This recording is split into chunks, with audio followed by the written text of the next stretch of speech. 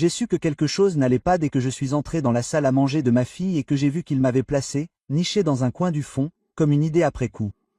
Puis mon gendre m'a servi des restes froids pendant que tout le monde coupait des steaks grésillants.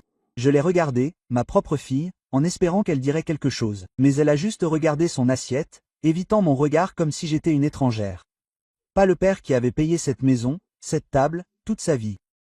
Je me suis forcé à finir ce repas froid et je suis rentré chez moi en silence. Le lendemain matin, tout s'est arrêté et est redevenu comme avant. Je suis reconnaissante que vous soyez là. Si vous vous êtes déjà senti invisible dans votre propre famille, laissez un commentaire ci-dessous. Dites-moi d'où vous regardez et quelle heure il est en ce moment. La salle à manger était trop chaude, ou peut-être que c'était juste moi. La maison de Joyce et Paxton a toujours eu cet effet, chèrement chauffée, agencée avec goût, mais vide d'une manière qu'aucune décoration ne pourrait réparer. Je m'assis au bout de leur longue table, sur une chaise que j'avais traînée dans le couloir à la dernière seconde. Aucun couvert ne m'attendait, pas de serviette pliée, juste un espace vide près de la porte de la cuisine, pleine de courants d'air, comme s'il ne s'était souvenu de ma visite que lorsque la cloche avait sonné. Paxton posa une assiette devant moi sans lever les yeux. La viande était grise, recroquevillée sur les bords, raide comme du carton. Quelque chose ressuscitait du fond de leur réfrigérateur. Pendant ce temps, Joyce et Paxton coupaient chacun de leur côté des steaks saignants parfaits, roses et fumants. Tout comme le reste de la table. Je regardais ma fille, espérant un mot, un regard, un petit signe. Elle comprit que tout cela était faux. Mais Joyce garda les yeux baissés, se concentrant sur sa nourriture avec une intention exagérée. Je vis ses doigts se resserrer autour de sa fourchette, sa mâchoire se serrer brièvement, puis elle détourna le regard. Elle savait. Je pouvais le lire dans la posture de ses épaules et dans son évitement délibéré de mon regard. Ma fille savait qu'on m'avait servi des restes pendant que sa famille mangeait des morceaux de choix.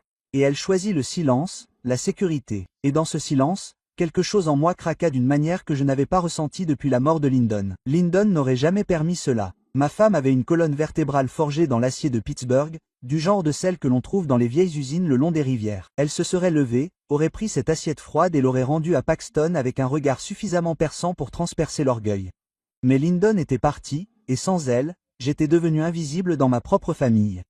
J'espère que l'assaisonnement n'est pas trop fort pour vous, dit Silas Paxton avec amabilité, comme si m'offrir des déchets était simplement une courtoisie pour un vieil homme au goût délicat. Je coupais lentement la viande dure, une ligne à la fois, comme j'avais l'habitude de dessiner des plans. Autour de moi, la conversation s'écoulait, comme si je n'étais même pas là. Joyce parla de leur maison de vacances dans le Vermont, celle que j'avais contribué à financer. Paxton décrivit les rénovations, les nouvelles terrasses, les cuisines modernisées. Tout cela financé par l'argent qui avait coulé de mon compte au fil des ans. Personne ne me demanda comment j'allais. Personne ne me demanda si j'avais besoin de quoi que ce soit. Je n'étais qu'un objet de portefeuille avec un battement de cœur, attendu que je m'assoie tranquillement et que j'accepte les restes froids de leur regard.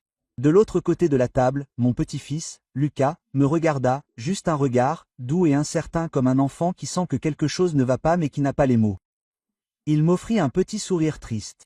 Avant que je puisse le lui rendre, Joyce ramena doucement sa main vers son assiette. Même la gentillesse avait besoin d'une permission dans cette maison. J'ai terminé mon repas en silence. La nourriture froide descend facilement quand on arrête d'y goûter. Le dessert est arrivé. On m'a servi en dernière une fine tranche plus symbole que offrande. À la porte, Paxton vérifiait déjà son téléphone. Conduis prudemment, papa. Joyce m'a appelé d'une autre pièce, sans prendre la peine de sortir. J'ai pénétré dans l'air froid de Pennsylvanie. Leur lumière chaude brillait derrière moi, indifférente. Alors que j'étais assise dans ma vieille berline, les mains sur le volant que Lyndon tenait autrefois, quelque chose a changé en moi. Pas de colère, pas encore, juste une prise de conscience calme et apaisante. Pour la première fois depuis des années, je ne me suis pas senti coupable de vouloir être seul avec mes pensées. Quand je suis rentré à la maison ce soir-là, je n'ai pas allumé les lumières. La maison savait comment je m'y déplaçais. 40 ans au même endroit apprennent au mur et au sol à s'attendre à vos pas. J'ai marché dans l'obscurité par mémoire, devant le canapé que Lyndon avait choisi lorsque nous avons emménagé à Pittsburgh, devant la bibliothèque que j'avais construite l'été où Joyce a eu 7 ans. Tout ici avait du poids, pas parce que c'était le cas, cher, mais parce que c'était à nous. Rien dans cette maison ne m'avait jamais demandé d'être moins que ce que j'étais. Je me suis assis à la table de la cuisine et j'ai laissé le silence s'installer sur moi comme un vieux manteau. Un lampadaire à l'extérieur projetait des ombres pâles sur le linoléum. J'entendais le grondement sourd du fourneau, régulier et familier, le bruit d'une maison qui respire après avoir été habitée assez longtemps pour faire battre un cœur. Mes mains reposaient sur la même table où Joyce faisait autrefois ses devoirs pendant que Lyndon cuisinait. Je la voyais encore là, un crayon entre les dents, me demandant de vérifier ses calculs. Elle me regardait avec des yeux brillants et confiants. Quelque part en chemin, j'ai cessé d'être son père pour devenir son compte en banque. Et j'avais laissé faire. Je m'étais laissé disparaître un chèque silencieux à la fois. Je pensais à Lyndon. 6 ans s'étaient écoulés, et pourtant son absence ressemblait toujours à une dent manquante, à un espace vide où l'on revient quoi qu'il arrive. Elle l'aurait vu venir. Lyndon avait une façon de tracer des limites sans élever la voix, de faire comprendre aux gens que l'amour ne signifiait pas abandonner ses biens. Dignité. Je me suis levé et je me suis dirigé vers le bureau, jusqu'au vieux classeur que j'avais ramené du cabinet d'ingénierie lorsque j'avais pris ma retraite. L'étiquette sur le tiroir indiquait toujours Silus Brennan Mechanical Engineering. Les bords se sont recourbés. J'ai ouvert le tiroir marqué famille. Le dossier à l'intérieur était épais, trop épais. Je l'ai ramené à la table et l'ai ouvert à la lueur du réverbère. Relevés bancaires, chèques annulés, paiements automatiques. Des années de tout cela s'empilaient comme des preuves dans un dossier que j'avais eu trop peur d'examiner. 45 000 pour l'acompte sur leur maison, un prêt, bien que le remboursement n'ait jamais eu lieu. 54 000 pour les frais de scolarité de Lucas dans une école privée sur 3 ans, un investissement, selon Joyce. 122 000 pour des meubles afin que leur maison se sente comme chez eux, une maison où je n'étais pas invité. 2 400 par an pour l'assurance automobile de Paxton, une aide pour les petites choses. 1 500 à 2 500 par mois pour les frais de carte de crédit, des dîners que je n'ai jamais mangés, des vacances que je n'ai jamais vues et 2 200 par mois pour leur prêt hypothécaire, prélevés automatiquement parce que je pensais que c'était temporaire. Temporaire était devenu 3 ans. J'ai additionné les chiffres comme j'avais calculé autrefois les limites de charge. Les chiffres ne mentent pas.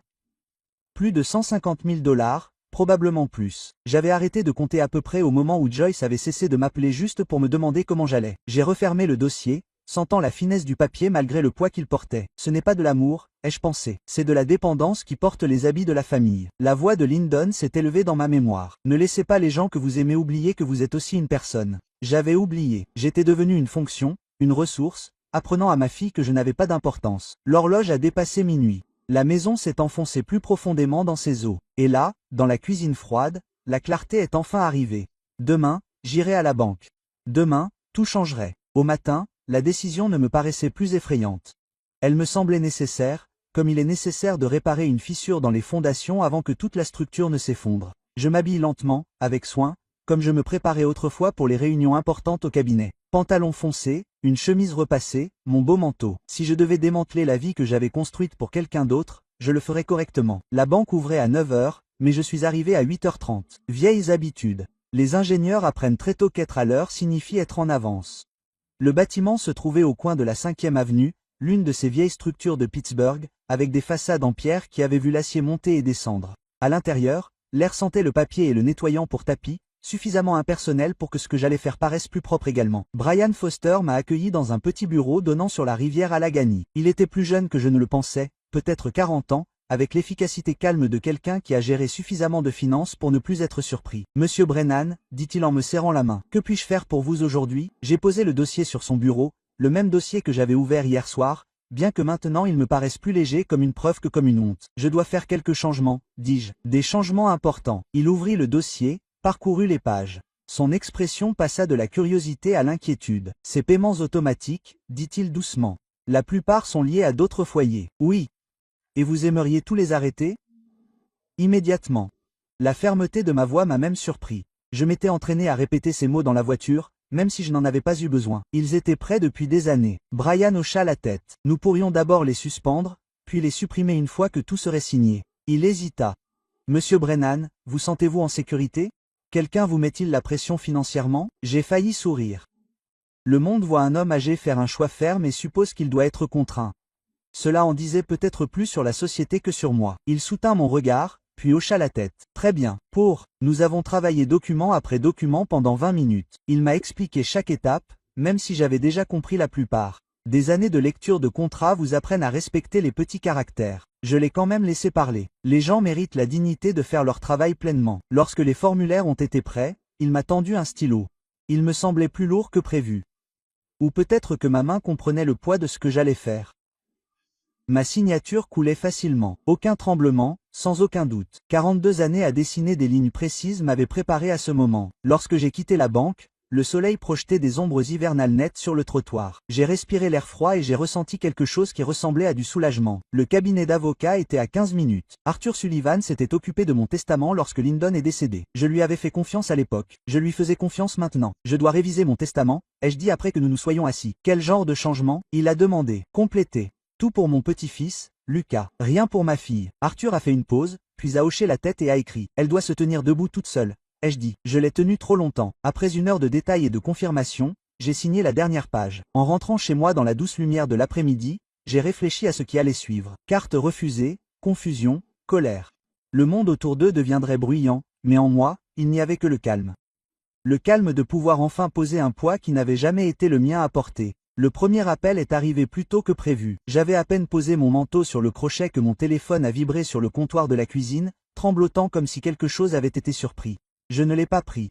Pas encore. Je me suis versé un verre d'eau et j'ai vu l'écran s'allumer avec le nom de Paxton. La sonnerie a duré longtemps, puis s'est tue. Quelques secondes plus tard, un texto est apparu. Carte refusée. Qu'avez-vous fait? Puis un autre. Le paiement de l'hypothèque a été refusé ce matin. Appelez-moi. Puis un autre. C'est inacceptable. Il faut qu'on parle maintenant. J'ai posé le téléphone face vers le bas et j'ai bu une longue gorgée d'eau. La maison semblait stable autour de moi comme une fondation ne supportant plus une charge qu'elle n'était pas censée supporter. Dehors, la lumière de l'après-midi s'est adoucie, faisant tourner la neige dans la cour. Or pâle. D'autres textos arrivèrent. Le téléphone bourdonna contre le comptoir, insistant comme une guêpe piégée. Je ne répondis pas. Au lieu de cela, je me dirigeai vers le salon et m'assis dans mon fauteuil usé, celui que Lyndon défendait toujours, même lorsqu'il semblait trop vieux pour être gardé. De là, je pouvais voir le téléphone clignoter encore et encore comme une alarme lointaine que j'avais déjà décidé d'ignorer. Finalement, le bourdonnement ralentit, puis s'arrêta, puis recommença. Cette fois, il provenait d'un autre numéro. Je revins sur mes pas et vérifiai l'écran. Papa, je suis désolé. Je ne sais pas quoi faire. Joyce, juste un simple message. Calme,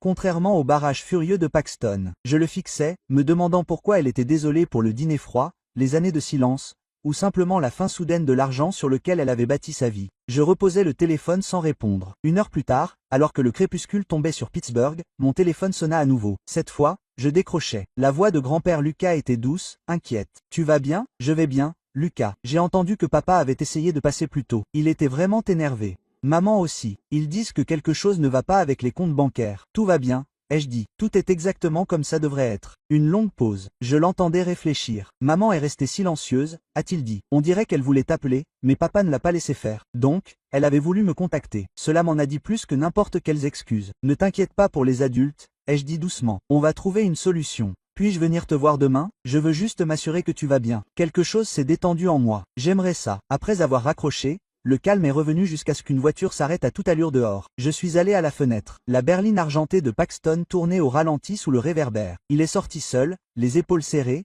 se dirigeant vers ma maison avec l'énergie d'un homme qui s'attend à une confrontation. Les coups à la porte ont été immédiats. Silas a ouvert la porte. Il faut qu'on parle. Je suis resté dans le couloir sans bouger. On ne peut pas nous couper la parole, cria-t-il. C'est ridicule. Je suis resté silencieux. Je n'ai pas touché la poignée.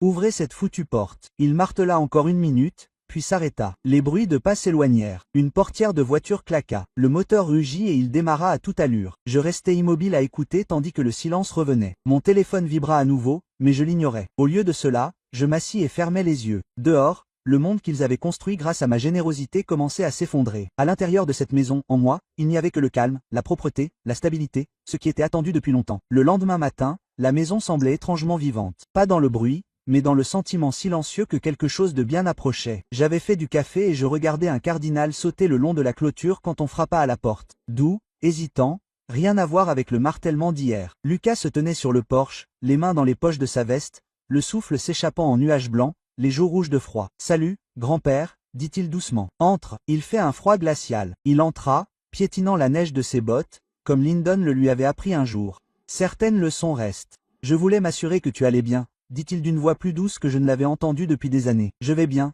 lui ai-je dit. C'était mieux que bien. Dans la cuisine, je me suis servi du café noir, surtout du lait et du sucre pour lui. Il a mis ses mains autour de la tasse, rassemblant ses pensées. « Papa est vraiment énervé, » a-t-il dit. Sa carte ne fonctionnait pas à la station-service. Il a crié après la banque pendant 1 heure. Je l'ai laissé parler. Et maman? Il a hésité. Elle a pleuré hier soir. Elle a dit que tout allait bien, mais il était évident que quelque chose n'allait pas. Une oppression m'a serré la poitrine, bien que ma voix soit restée ferme. Je suis désolé que tu aies dû entendre ça. As-tu fait quelque chose, grand-père? A-t-il demandé, sans accusation, juste par curiosité. J'ai fait des changements, ai-je dit. Le changement est attendu depuis longtemps. Est-ce à cause du dîner? En partie. Surtout parce que j'en ai trop fait pendant trop longtemps. Parfois, trop aider les gens les empêche d'apprendre à s'aider eux-mêmes. Lucas hocha lentement la tête. Ouais, je m'en doutais. Tu n'avais pas l'air très heureux. J'ai ressenti une gratitude silencieuse qu'au moins une personne l'ait remarqué. Tes parents trouveront une solution, lui ai-je dit gentiment. C'est ce que les adultes sont censés faire. Il avait toujours l'air inquiet, mais a dit. Je ne pense pas que tu aies fait quelque chose de mal. Ces mots m'ont réchauffé le cœur. J'ai tendu la main par-dessus la table et l'ai posée sur la sienne. Merci, Lucas. Cela signifie beaucoup pour moi. Nous sommes restés assis dans un silence confortable pendant un moment jusqu'à ce que ses yeux dérivent vers les photos sur la cheminée. C'est grand-mère? A-t-il demandé. Je me suis retourné. C'était Lyndon à 30 ans, souriant devant la maison après avoir planté des roses. C'est elle, ai-je dit, peu de temps après notre emménagement ici. Elle semble contente. Elle l'était, nous le méritions. Il s'est approché, étudiant la photo. J'aurais aimé mieux me souvenir d'elle. Elle t'aimait. Je lui ai dit. Tu avais la même gentillesse obstinée. Il a souri, ramassant une autre photo de lui quand il était tout petit sur mes genoux. Le gâteau était étalé partout. Je m'en souviens. Il a ri. Maman a dit que j'avais pleuré quand le gâteau a été terminé. Et toi? J'ai dit. Alors je t'ai donné le mien. Il m'a regardé avec quelque chose que je n'avais pas vu dans les yeux de ma fille depuis des années. La reconnaissance de qui j'étais et de ce que j'avais donné. Grand-père, a-t-il dit d'une voix pâteuse. Si jamais tu as besoin de quoi que ce soit, tu peux m'appeler. Il m'a serré dans ses bras et je l'ai tenu un long moment. Merci, ai-je murmuré. Quand il est parti, je l'ai regardé marcher jusqu'à ce qu'il disparaisse au coin de la rue. Le silence est redevenu à l'intérieur de la maison. Pas le silence solitaire d'être négligé, mais le silence paisible d'être vu et apprécié par quelqu'un qui se soucie de moi. Et j'ai compris que c'était suffisant. Le lendemain matin, la tempête s'était propagée bien au-delà de ma rue tranquille. Je pouvais la sentir même de l'intérieur de ma maison, comme on sent un front froid arriver avant que le premier flocon de neige ne tombe. Mon téléphone s'est mis à vibrer avant que j'ai fini ma première tasse de café. Je l'ai regardé vibrer sur le comptoir. Le nom de Paxton a clignoté sur l'écran. Je l'ai laissé sonner. Puis les messages sont arrivés. Le paiement du prêt hypothécaire a été refusé. Il menace de payer des frais de retard. Nous ne pouvons pas nous permettre la maison sans votre aide. Vous le savez. Dites-moi simplement ce que vous voulez. Nous pouvons trouver une solution. J'ai lu chacun d'eux lentement, comme j'avais l'habitude de lire les spécifications techniques, en examinant ce qui était dit et ce qui ne l'était pas. Pas une seule fois il ne m'a demandé si j'allais bien. Pas une seule fois il ne m'a demandé comment je me débrouillais. Chaque mot tournait autour du même sujet. Les désagréments financiers et la panique qui survient lorsqu'un filet de sécurité longtemps malmené disparaît enfin. J'ai posé le téléphone et me suis servi plus de café. La lumière du matin était douce et grise, filtrant à travers les rideaux avec cette douce lumière hivernale. Dehors, une fine neige avait commencé à tomber, recouvrant la rue d'une fine couche de blanc. Tout semblait encore propre et intact. 1 heure plus tard, on a frappé à la porte, doucement, presque en signe d'excuse. J'ai ouvert pour trouver la sœur de Christina Paxton, une personne que je n'avais rencontrée que quelques fois. Elle se tenait sur mon porche, son manteau bien tiré, son expression mêlant inquiétude et gêne. « Monsieur Silus, dit-elle doucement, je suis désolée de vous déranger. Paxton m'a demandé de prendre de vos nouvelles. Bien sûr qu'il l'avait fait. Il n'a pas voulu venir lui-même. Entrez, dis-je. Il fait trop froid dehors. » Elle me suivit dans le salon, s'asseyant prudemment sur le bord du canapé. Je pris la chaise en face d'elle et attendis. « Tout va bien ?» demanda-t-elle doucement. Paxton et Joyce se débattent. Je sais, dis-je. Elle étudia mon visage. Puis-je demander pourquoi? Pourquoi maintenant? L'explication ne changera rien. Elle hocha la tête comme si elle s'y attendait. J'espère qu'ils ne vous ont pas fait de mal, dit-elle doucement. Joyce peut être irréfléchie. Et Paxton, il pense qu'il fait ce qu'il faut même quand ce n'est pas le cas. Je sais, mais savoir ne répare pas les dégâts. Elle baissa les yeux sur ses mains. Elles ont peur, dit-elle. L'hypothèque, les mensualités de la voiture, les frais de scolarité. Et elles n'ont pas réalisé à quel point elles comptaient sur vous jusqu'à ce que ça s'arrête. C'est ça le problème, dis-je. Ils n'auraient pas dû compter sur moi du tout. Elle leva les yeux avec une compréhension surprenante. Vous avez raison. Je le pensais depuis un moment, mais ce n'était pas à moi de le dire. Nous restâmes assis en silence pendant un moment. Si vous avez besoin de quoi que ce soit, dit-elle en se levant enfin pour partir. Vous pouvez m'appeler. Pas pour eux, pour vous. Merci, dis-je en la raccompagnant jusqu'à la porte. Après son départ, je restai assis un long moment à regarder la neige tomber. Je pensais à Joyce et Paxton se démenant pour maintenir ensemble une vie construite sur les fondations de quelqu'un d'autre. Je pensais aux frais de retard, aux paiements sans provision, aux appels frénétiques. Une douleur s'éveilla en moi, pas vraiment de la culpabilité, mais le vieil instinct de tout réparer, mais j'avais trop réparé pendant trop longtemps. Le soir, la neige cessa de tomber, tout était silencieux et blanc. La maison derrière moi était chaude et calme. Aucun appel, aucun coup, juste le tic-tac de l'horloge et le bourdonnement de la chaudière. Et dans ce silence, j'ai enfin compris la liberté, pas le triomphe, pas la douceur, mais le soulagement constant de déposer un poids porté depuis bien trop longtemps. Je n'étais pas heureux de leur combat, mais je ne me sentais plus coupable non plus. C'était la fin de l'après-midi, quand on frappa à la porte, pas timidement cette fois, mais sec et insistant, le genre de coup que donne quelqu'un qui perd patience. Je posai le livre que j'étais en train de lire et me dirigeai lentement vers la porte. Mes jambes ne bougeaient pas aussi vite qu'avant, mais cela n'avait pas d'importance. Certaines choses ne doivent pas être précipitées. Quand j'ouvris la porte, Paxton se tenait sur le porche, le visage rouge, le souffle embrumé par le froid. Sa mâchoire était serrée, ses épaules tendues en avant comme un homme qui se prépare au combat. « Silus, dit-il, mon nom court et sec. Aucune courtoisie, aucun respect. » Je ne reculai pas. Je n'ouvris pas la porte plus grand. Je me contentais de tenir le cadre et de le regarder. « Paxton, dis-je d'un ton égal. Il faut qu'on parle, dit-il plus comme un ordre que comme une requête. Alors parle. » Il cligna des yeux, déstabilisé par ma caméra. Il s'attendait à ce que je l'apaise pour arranger les choses comme je l'avais toujours fait. « Plus maintenant. Vous nous avez tendu une embuscade, dit-il, la voix montante. Vous avez tout coupé sans prévenir. La banque, les cartes, tout. Savez-vous au moins ce que vous avez fait? Je sais exactement ce que j'ai fait, dis-je doucement. Nous avons des responsabilités, continua-t-il à faire les 100 pas. Les frais de scolarité de Lucas sont dus. L'hypothèque a été refusée. Nous avons reçu un préavis de 30 jours. Nous pourrions perdre la maison. Ce n'est pas ma maison, dis-je. C'est la vôtre. Il s'arrêta, abasourdi. Quoi? C'est votre maison? Répétai-je. Votre hypothèque, votre responsabilité. Je vous ai aidé à l'obtenir, mais je n'ai jamais accepté de la payer indéfiniment. Mais vous avez toujours, il a arrêté de tirer la chasse d'eau. Vous nous avez toujours aidés quand nous en avions besoin. Je l'ai fait, dis-je, et vous avez arrêté de le remarquer. Vous avez arrêté de demander. Vous vous y attendiez juste. Ses poings se sont serrés. C'est donc une punition parce que nous n'avons pas assez gravillonné. Ce n'est pas une punition, dis-je, c'est une limite que j'aurais dû fixer depuis longtemps. Une limite. Il rit vivement. Tu appelles détruire nos vies une limite. Je ne détruis rien. Je ne tiens tout simplement plus la route pour toi. Il ouvrit la bouche, puis la referma, l'air soudain instable, comme un homme réalisant que le sol sous ses pieds n'était pas aussi solide qu'il le croyait. Tu aurais pu me parler, dit-il doucement.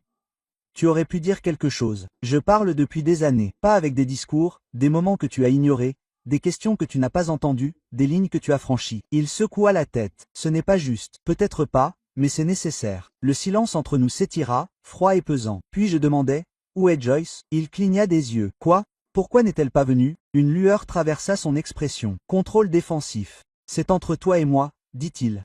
C'est ma fille, répondis-je. Ça devrait rester entre elle et moi. Elle est énervée, dit-il rapidement. Elle ne voulait pas venir. Elle ne voulait pas, dis-je lentement. Tu ne l'as pas laissé faire. Son visage s'éclaira. C'est ridicule. Mais il ne le nia pas. Pas vraiment. Et dans ce silence, je vis que c'était la forme de quelque chose qui me manquait depuis des années. Joyce ne m'évitait pas par indifférence. Elle avait peur. Pas de moi, de lui. Tu devrais y aller, dis-je doucement. Silus, vas-y. Au bout d'un moment, il se retourna et descendit les marches. Je le regardai jusqu'à ce que sa voiture disparaisse dans la rue, puis referma et verrouilla la porte. Le silence qui suivit fut plus lourd. Quelque part à l'autre bout de la ville, ma fille vivait dans une maison que j'avais contribué à acheter, avec un homme qui venait de me montrer qu'elle n'était pas libre de venir voir son propre père, et je me demandais si j'avais contribué à construire sa prison. L'après-midi suivant, on frappa à nouveau, plus doucement cette fois, hésitant, presque en signe d'excuse. Je posai mon café et me dirigeai vers la porte. Quand je l'ouvris, Joyce se tenait seule sur le porche, les mains jointes, les yeux rouges et gonflés. « Salut, papa » murmura-t-elle. « Joyce » je m'écartai. « Entre » Elle hésita, jetant un coup d'œil par-dessus son épaule comme si elle craignait que quelqu'un ne les suivît. Puis elle entra, petite et incertaine, comme quelqu'un qui ne savait pas si elle avait sa place dans la maison de son propre père. Je refermai doucement la porte et fis un geste vers la table de la cuisine. Elle s'assit sans enlever son manteau, ses mains toujours nerveusement posées sur ses genoux. « Paxton est au travail » dit-elle doucement. « Il ne sait pas que je suis là. » Je hochai la tête et m'assis en face d'elle. Je ne dis rien. J'attendis simplement. Pendant un long moment, elle fixa la table. Puis ses yeux se levèrent vers les miens, se remplissant rapidement de larmes. « Je suis désolée, » murmura-t-elle. « Je suis vraiment désolée, papa. » Les mots lui échappèrent, déchiquetés et à vif. Elle se couvrit le visage, les épaules tremblantes. Je tendis la main par-dessus la table et posai la sienne. « Tout va bien. »« Ce n'est pas le cas, » dit-elle d'une voix étouffée. « Je t'ai laissé t'asseoir au bout de la table. Je l'ai laissé te donner à manger froid. Je n'ai rien dit. J'avais tellement peur. Peur de ce que je lui ai demandé gentiment. » Elle baissa les mains, des larmes coulant sur ses joues. De lui, de ce qu'il dirait si je m'exprimais, de ce qu'il ferait si je ne l'accompagnais pas.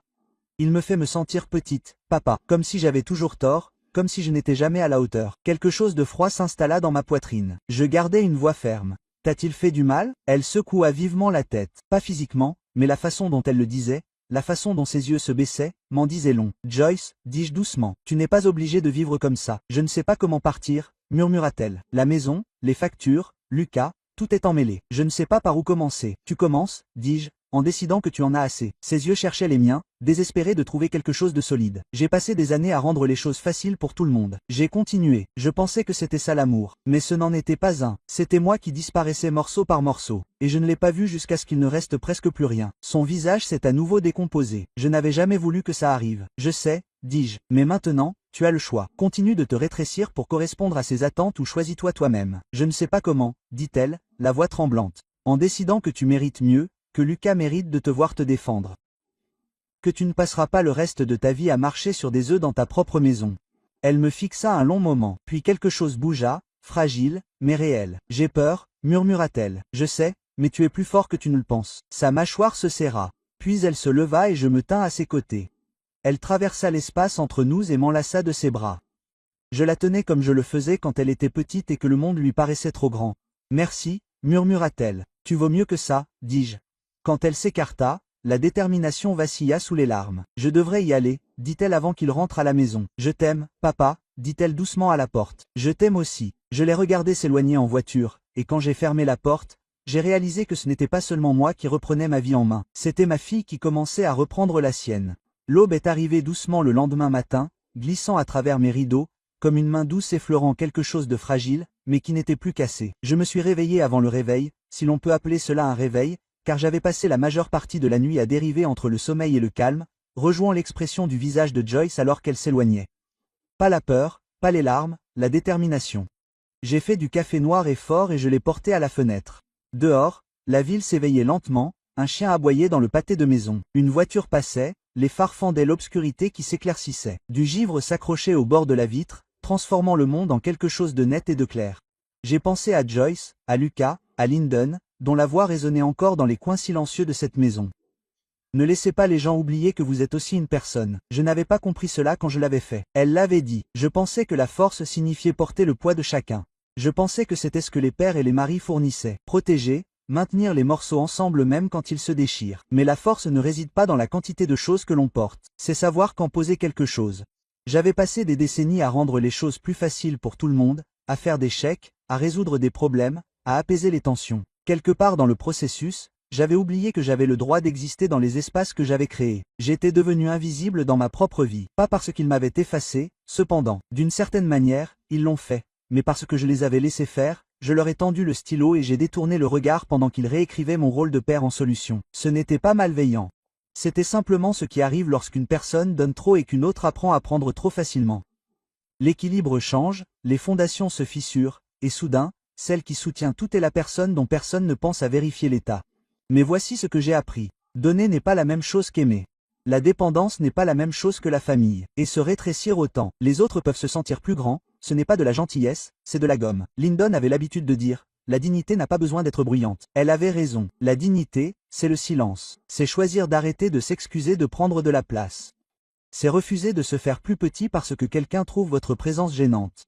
Ma vie m'appartenait à nouveau. Non pas parce que j'ai puni quelqu'un ou exigé un remboursement, mais parce que j'ai finalement décidé que j'avais de l'importance. Que ma paix, mon temps, ce café, cette fenêtre, ce matin, le silence valait la peine d'être protégé. Si vous avez vécu des blessures silencieuses, porté des personnes qui n'avaient jamais pensé à vous porter, ou été traité comme une pensée après coup par la famille que vous avez construite, que cela vous serve de rappel. Vous avez le droit de vous reprendre en main. Vous avez le droit de fixer des limites, de dire non, de vous éloigner des fardeaux que vous n'étiez pas censé porter seul.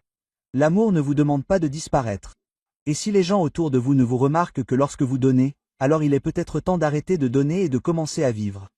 Pas par amertume, pas par vengeance, mais par la vérité tranquille que vous méritez d'être plus qu'une ressource. Vous méritez d'être considéré comme valorisé et autorisé à prendre de la place sans avoir à vous excuser. Votre vie vous appartient. La reprendre, même tard, même après des années à la donner, n'est pas égoïste. C'est une question de survie. J'ai posé ma tasse vide sur le rebord de la fenêtre et j'ai regardé le givre fondre sous les premiers rayons du soleil. La ville devenait plus bruyante. Nous nous réveillions complètement. Mais à l'intérieur de ma maison, tout semblait calme. Pas le calme de la solitude, mais le calme d'être enfin chez soi. Quelque part à l'autre bout de la ville, ma fille se réveillait elle aussi, choisissant le genre de vie qu'elle voulait, et cela nous suffisait à tous les deux. Avec le recul, je réalise que mon histoire n'est pas unique. Il existe d'innombrables histoires de grands-pères comme la mienne. Histoire vraie après histoire vraie de personnes qui ont donné jusqu'à ce qu'il ne reste plus rien, qui ont tellement aimé qu'elles ont oublié de sauver une partie d'elles-mêmes. J'ai passé 72 ans à construire une vie pour les autres et j'ai failli perdre la mienne dans le processus. Alors, si vous lisez ceci, laissez-moi vous dire quelque chose. J'aurais aimé que quelqu'un me dise il y a des décennies, ne soyez pas comme moi.